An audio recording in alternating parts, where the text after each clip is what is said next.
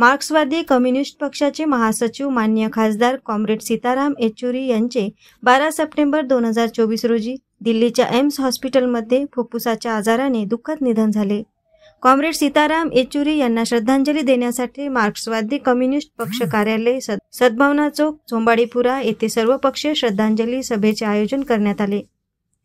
मार्क्सवादी कम्युनिस्ट पक्षाचे ज्येष्ठ नेते कॉम्रेड ज्ञानेश्वर शिंदे यांच्या अध्यक्षतेखाली झालेल्या आदरांजली सभेला जिल्हा मध्यवर्ती बँकेचे उपाध्यक्ष माननीय जिल्हा परिषद सदस्य अभिजित ढेपे, राष्ट्रवादी काँग्रेस पक्षाचे तालुकाध्यक्ष सचिन रिठे, साजिदभाई शिवसेना उबाटा तालुका प्रमुख प्रमोद कोहळे, वासुदेव लोखंडे काँग्रेस पक्षाचे शहराध्यक्ष अमोल धवसे, भारतीय कम्युनिस्ट पक्षाचे जिल्हा सचिव कॉम्रेड सुनील मेटकर, तालुका सचिव संतोष सुरजुशे, नगराध्यक्ष संजय पोपळे, मार्क्सवादी कम्युनिस्ट पक्षाचे तालुका सचिव कॉम्रेड श्याम शिंदे यांनी श्रद्धांजलीपर मनोगत व्यक्त केले।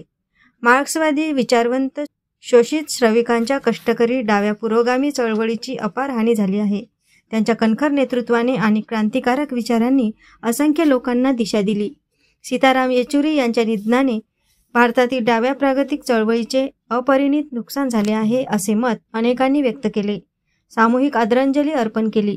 यावेळी कॉम्रेड संजय मंडवधरे, विनोद तरेकर, मनोज गावंडे, अमोल शिरभाते, सल्लूभाई, माजी उपसरपंच अशोक केसरखाने, राजेंद्र राऊत, प्रभाकर खडसे, राहुल मोहोळ, दिलीप महल्ले, अनिल मारोटकर, पुरुषोत्तम आंधळे, दिनेश बावने, सुनील बावने, मुकेश वैद्य, मीरा कुंबरे, शशिकला घोडाम, अर्चना उईके, प्रकाश मारोटकर, गणेश बरगड, चैतन्य साळवन, विठ्ठल झिमटे, भास्कर कुंबरे मोठ्या जनसमुदाय कॉम्रेड सीताराम येचुरी यांना आदरांजली करण्याकरिता उपस्थित होता।